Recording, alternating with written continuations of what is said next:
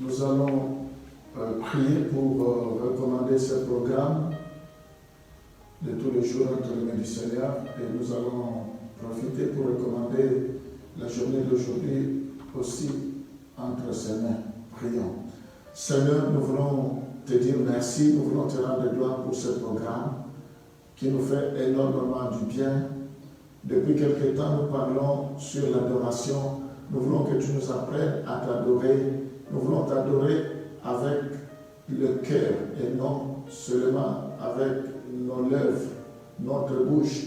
Nous voulons, Seigneur, que toi, tu puisses nous guider, que tes paroles puissent nous communiquer la vie. La Bible dit, ta parole est esprit et vie. Manifeste-toi, je bénis la journée d'aujourd'hui, que tout ce que nous allons entreprendre soit béni, que tout ce que nous ferons soit sous ta conduite. Je te rends grâce à jamais. Dans le nom de notre Seigneur Jésus-Christ de Nazareth, nous t'avons ainsi prié. Amen. Gloire au Seigneur, que Dieu vous bénisse. Mes bien-aimés, nous allons continuer avec notre thème sur l'adoration. Hier, nous avons parlé qui nous devons adorer. Nous avons vu que l'adoration revient à Dieu et jamais à des créatures. On ne peut pas adorer non plus un homme. On ne peut pas adorer des anges. On ne peut pas adorer non plus toutes sortes de créatures. Et nous avons donné des passages pour montrer qu'on doit adorer seulement Dieu lui seul. Aujourd'hui, nous allons continuer, mais je vais encore aller beaucoup plus loin avec des détails pour montrer qui nous devons adorer. Nous devons commencer par les peurs. Comme la Bible nous dit, on va lire Jean chapitre 4, le verset 23 à 24. Mais l'heure vient, et elle est déjà venue, où les vrais adorateurs adoreront le Père en esprit et en vérité, car ce sont là les adorateurs que le Père demande. Gloire au Seigneur.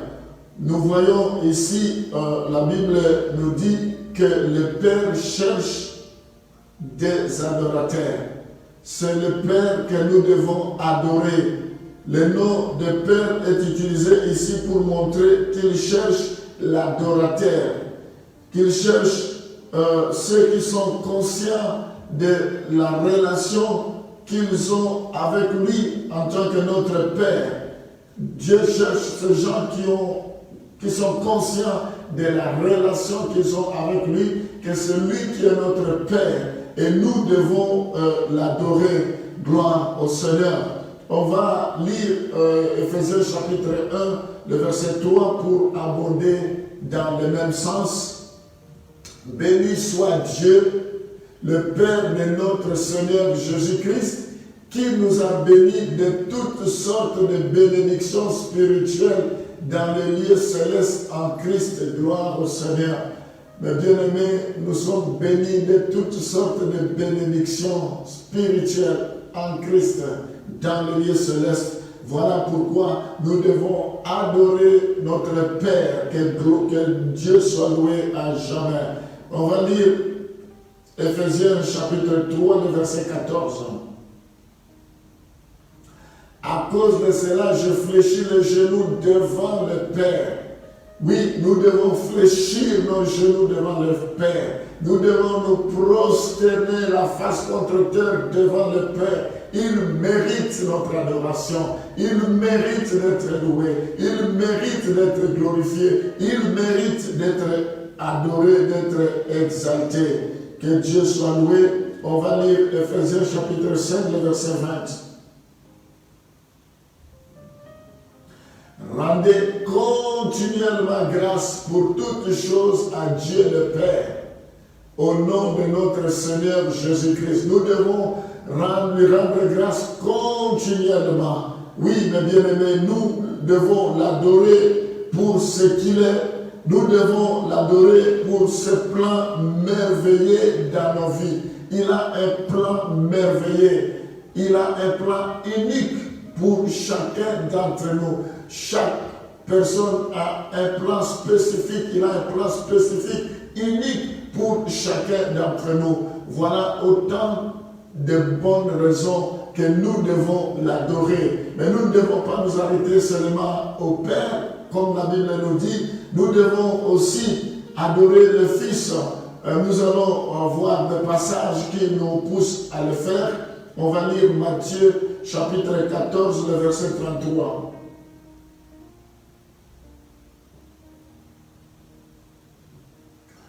Gloire au Seigneur. Mais bien aimés, nous allons nous rendre compte que bien qu'il soit devenu homme, il a toujours été et il est Dieu. Il a toujours été Dieu.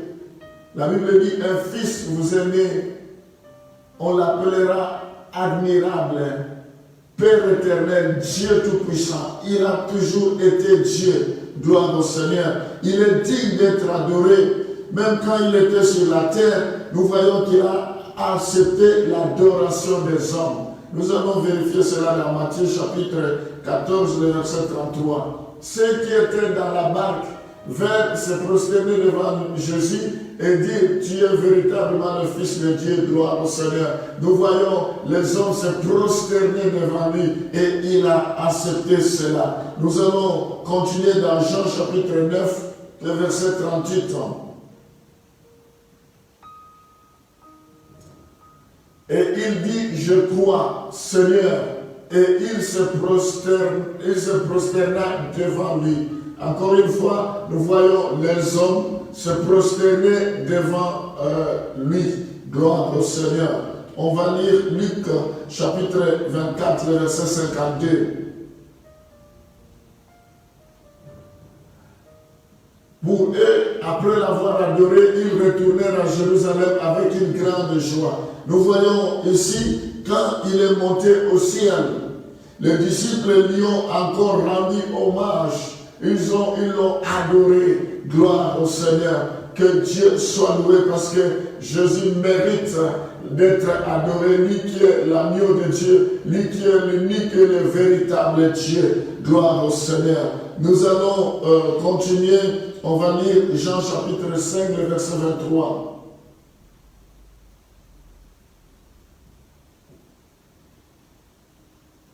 Gloire au Seigneur. Afin que tous honorent le Fils comme il honore le Père. Celui qui n'honore pas le Fils n'honore pas le Père qui l'a envoyé. Gloire au Seigneur. Oui, mes bien-aimés, nous voyons que maintenant que le Fils est venu, il est impossible de vraiment honorer le Père sans donner honneur au Fils. Nous devons passer par le Fils. Quand nous honorons le Fils, c'est le Père que nous honorons aussi. Gloire au Seigneur. Que Dieu soit loué. Alors, qu'est-ce qu'il en est du Saint-Esprit? Nous allons voir ce que la Bible nous dit concernant le Saint-Esprit. Nous allons lire Ephésiens chapitre 6, le verset 18. La Bible ne nous montre pas que nous devons adorer le Saint-Esprit, car nous trouvons cela nulle part dans la Bible. Mais ce que la Bible nous recommande, c'est que nous puissions prier par le Saint-Esprit. La Bible nous exhorte à prier par le Saint-Esprit. Faites en tout temps par l'Esprit toutes sortes de prières et de supplications. Veillez à cela avec une entière persévérance et priez pour tous les saints. Gloire au Seigneur. Le Saint-Esprit, nous prions par l'aide du Saint-Esprit pour adorer notre Seigneur Jésus-Christ. Nous allons voir également dans Jude, le verset 20, Jude chapitre 1, le verset 20. Pour vous, bien-aimés, vous édifiant vous-même sur votre très sainte foi et priant par le Saint-Esprit. Gloire au Seigneur. Nous voyons ici que la Bible nous exhorte à prier par le Saint-Esprit. Et nous adorons Dieu par l'Esprit de Dieu. Gloire au Seigneur. Philippiens chapitre 3, le verset 3. Car les circoncis, c'est nous qui rendons à Dieu notre culte par l'Esprit de Dieu, qui nous glorifions en Jésus-Christ et qui ne mettons point notre confiance à la chair. Gloire au Seigneur. Que Dieu soit loué. Mes bien-aimés, le Saint-Esprit nous aide, nous adorons Dieu par le biais du Saint-Esprit. Que Dieu soit loué pour toutes choses. Nous allons voir maintenant, on va continuer, nous voulons voir de quels dons nous avons besoin pour adorer. Oui, mes bien-aimés, pour adorer le Seigneur, nous n'avons besoin d'aucun don spirituel pour pouvoir adorer Dieu. Loin de là, nous pouvons adorer Dieu tel que nous sommes, ni pour l'adoration personnelle, ni pour l'adoration collective ou un culte collectif. Nous n'avons pas besoin d'un don pour adorer le Seigneur. Et chaque chrétien peut s'incliner devant le Seigneur. Chaque personne peut s'incliner devant le Seigneur. Alléluia. Ce n'est pas une question de dons pour adorer le Seigneur.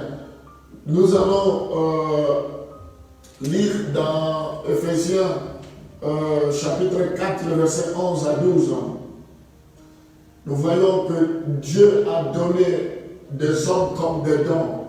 Et il a donné les uns comme apôtres, les autres comme prophètes, les autres comme évangélistes, les autres comme pasteurs et docteurs, pour le perfectionnement des saints en vue de l'œuvre du ministère et de l'édification du corps de Christ. Gloire au Seigneur.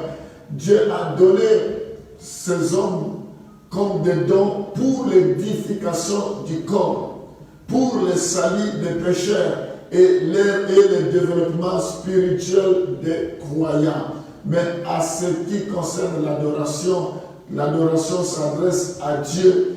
Ce n'est pas plutôt une question de connaissance. Il ne faut pas que j'aie beaucoup de connaissances pour adorer Dieu, non. Je disais hier, même des simples paroles, mais pourvu que cela soit sincère. Ce n'est pas parce que nous sommes éloquents à cause de notre éloquence, loin de simples paroles.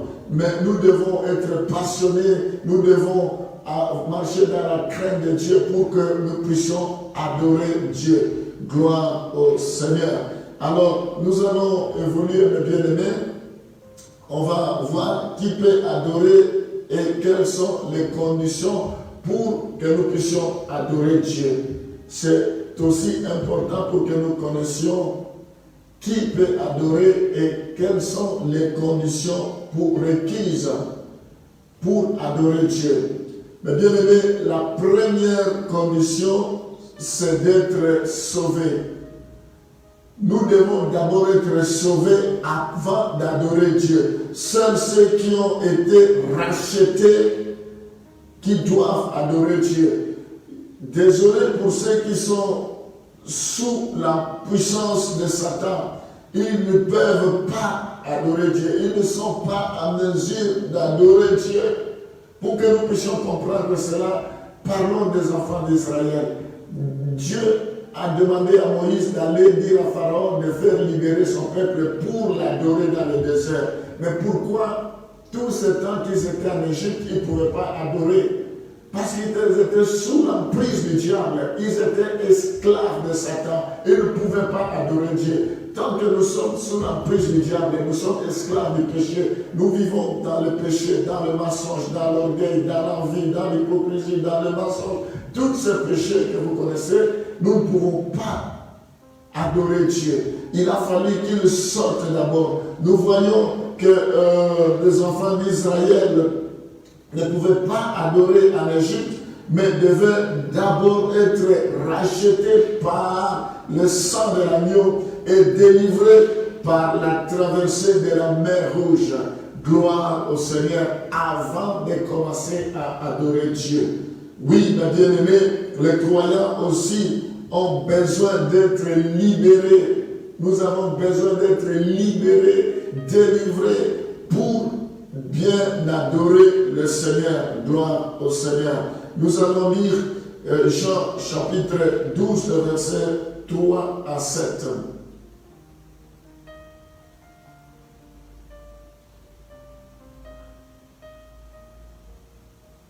Gloire au Seigneur.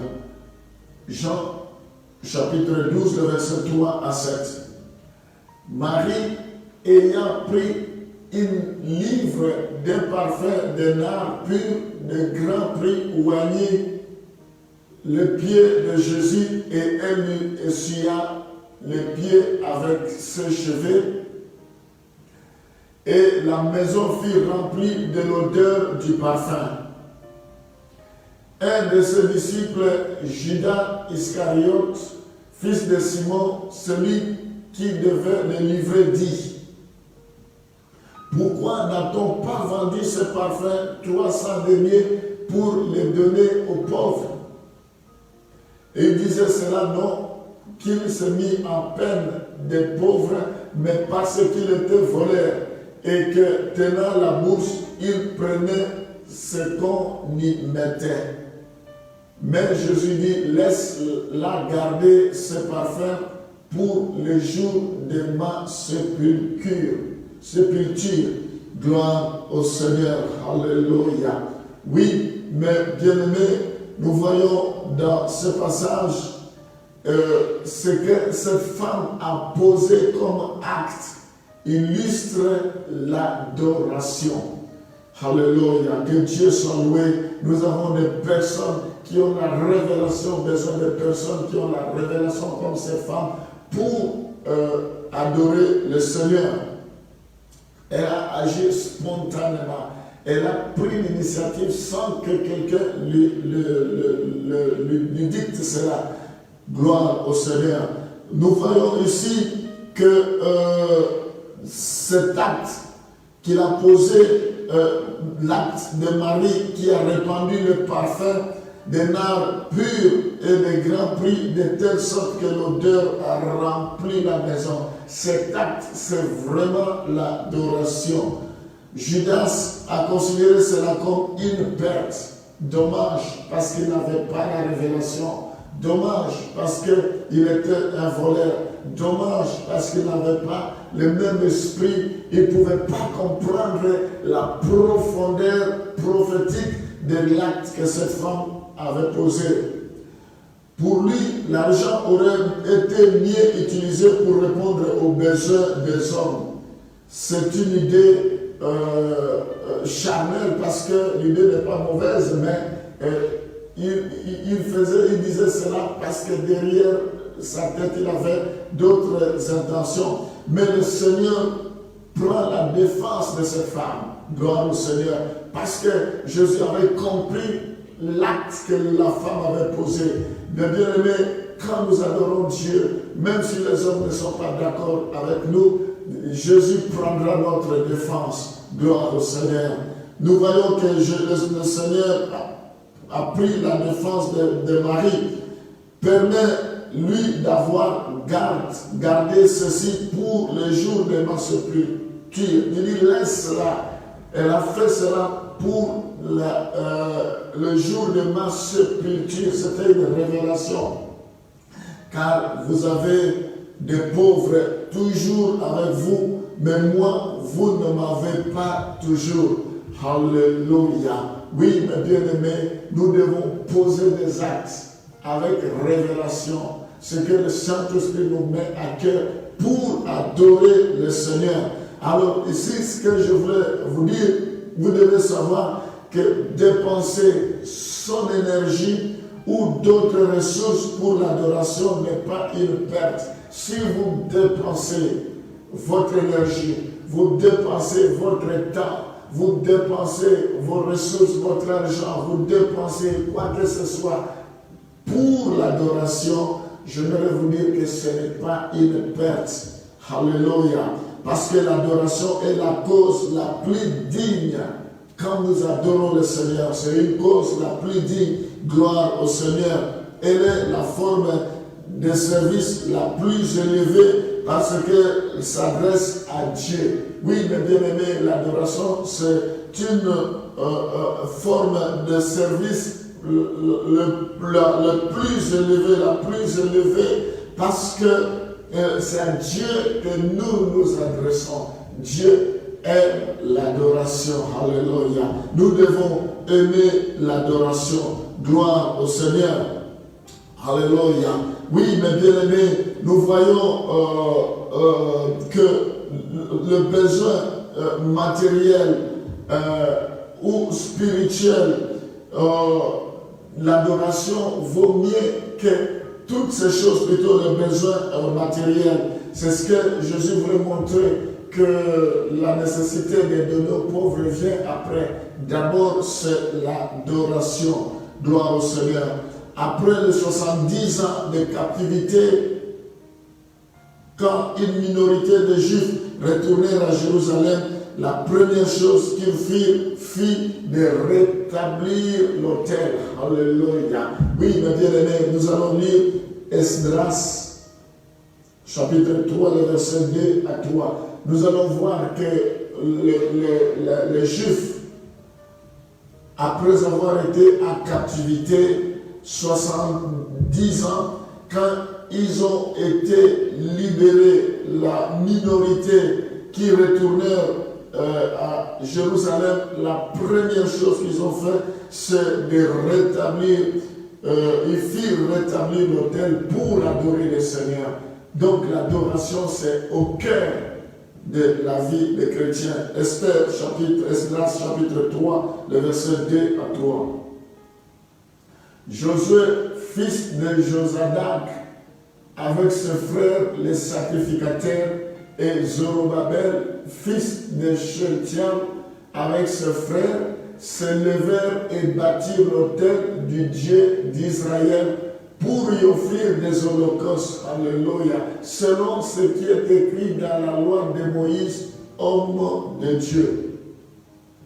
Ils rétablirent l'autel sur ses fondements, quoiqu'ils eussent à craindre le peuple du pays, et ils lui offrirent des holocaustes à l'Éternel, les holocaustes du matin et du soir. Alléluia. Gloire au Seigneur. Oui, mes bien-aimés, nous voyons ici qu'ils avaient la révélation. L'autel n'étant plus, aussitôt qu'ils sont rentrés, la première chose c'est de rétablir l'autel et de commencer à adorer Dieu en lui offrant l'holocauste du soir, du matin et l'holocauste du soir. Gloire au Seigneur. Oui, mes bien-aimés, une fois que nous sommes sauvés, nous devons faire de notre vie, de notre temple, un lieu d'adoration. Nous devons adorer Dieu. Notre corps est le temple du Saint-Esprit. Alléluia. Jour et nuit, nous devons l'adorer. Que Dieu soit loué. Oui, mes bien-aimés, je pense que nous allons terminer par ici. On va continuer la prochaine fois. L'adoration, nous devons savoir que c'est une activité individuelle et collective. Nous pouvons le faire autant individuellement, tout comme collectivement. Gloire au Seigneur. Nous allons lire Jean chapitre 9, le verset 38. Ici, nous voyons de nombreuses personnes individuelles qui adoraient Dieu ou le Seigneur Jésus-Christ. Dans Jean chapitre 9, le verset 38, et il dit, je crois Seigneur, et il se prosterna devant lui. C'est une personne à titre individuel. Nous voyons beaucoup de personnes adorer Dieu seul individuellement. Tu dois apprendre à adorer Dieu seul pour sa gloire. Nous voyons dans 1 Pierre chapitre 2, le verset 5. 1 Pierre chapitre 2, le verset 5. Et vous-même, comme des pierres vivantes, édifiez-vous pour former une maison spirituelle, un saint sacerdoce, afin d'offrir des victimes spirituelles agréables à Dieu par Jésus-Christ. Gloire au Seigneur. Oui, ici nous voyons que nous avons ce rôle-là d'offrir à Dieu. Nous sommes comme une sainte, nous sommes comme sainte sacrificature. Nous sommes comme des sacrificateurs. N'oublions pas dans Apocalypse, nous verrons cela un peu plus loin également. Dieu fait de nous des royaumes des sacrificateurs et nous devons les sacrifier, nous devons adorer le Seigneur. Gloire au Seigneur. Donc, mes bien-aimés, dans ce passage, nous voyons que nous devons offrir des sacrifices spirituels. Je ne cesse de revenir sur ce passage. Donc, nous devons le faire autant individuellement, tout comme autant collectivement. Que Dieu soit loué. Nous voyons en gros que le Seigneur trouve son plaisir en toute personne s'inclinant devant lui, reconnaissant sa grandeur, son amour et sa grâce. Gloire au Seigneur.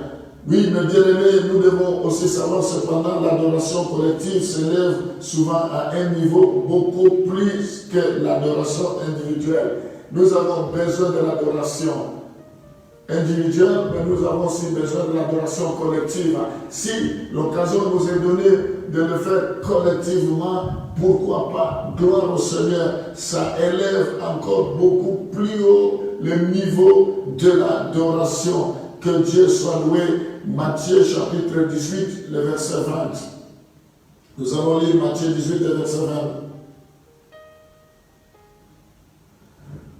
Car là où 2 ou 3 sont assemblés à mon nom, je suis au milieu d'eux. Gloire au Seigneur. Nous voyons que l'adoration collective monte encore beaucoup plus haut, comme nous l'avons dit tout à l'heure, tout simplement parce que ceci, du fait que nous sommes remis à son nom, au nom de Jésus-Christ. Gloire au Seigneur. Oui, mes bien-aimés, quand nous nous réunissons, comme la Bible nous dit, nos yeux doivent être fixés sur lui. Nous sommes conduits d'une manière particulière par le Saint-Esprit. Alléluia. Que Dieu soit loué.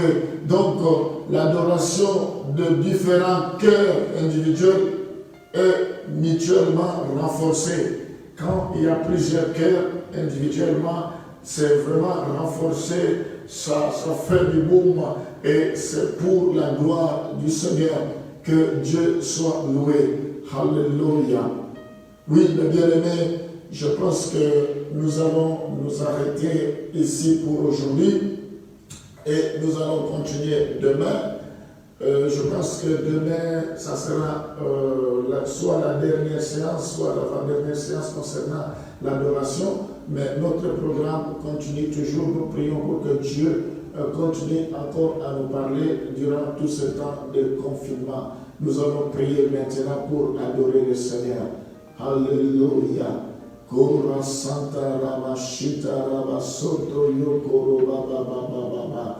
Toi qui sièges dans le lieu très saint, qui habite le lieu très haut, ce matin, je viens t'adorer parce que tu mérites l'adoration. Toi seul es digne d'être adoré. Reçois l'adoration. Merci Seigneur pour ta parole qui nous fait du bien. Merci pour la révélation de ta parole. Seigneur, tu nous as sauvés pour que nous puissions t'adorer. Oui, Père, je prie pour que tu puisses sauver tous ceux qui sont sous l'emprise du diable. Que tu puisses sauver tous ceux qui sont sous la servitude. Pour qu'ils soient libres de pouvoir t'adorer. Pour qu'ils t'adorent sans obstacle, Seigneur. Que la gloire te revienne. Père, je prie pour que tu fasses de nous de vrais adorateurs, car ce sont là les adorateurs que le Père a besoin. Répands l'onction des adorateurs. Cher Saint-Esprit, viens nous conduire dans l'adoration profonde. Alléluia. Oui, je prie maintenant pour chasser tout esprit de paresse dans l'adoration, tout esprit de fatigue spirituelle, je brise, je chasse là dans le abîme de ténèbres, dans le lieu aride, au nom de Jésus-Christ de Nazareth. Père, je prie pour que tu visites tes enfants, je prie pour te recommander tous ceux qui sont malades, que tu les guérisses maintenant, au nom de Jésus. Père, je prie pour que tu préserves tes enfants. Oui, Seigneur, qu'au courant de ce mois, demain, que rien ne leur arrive, que leur vie soit cachée en toi dans les lieux célestes. Je les bénis, protège les enfants, protège les familles, les couples, dans le nom de Jésus. Seigneur, je prie pour qu'ils fassent de leur maison pendant ce temps de confinement un lieu d'adoration et qu'ils t'adorent même après le confinement, Seigneur. Je prie pour que l'adoration devienne une priorité dans nos vies.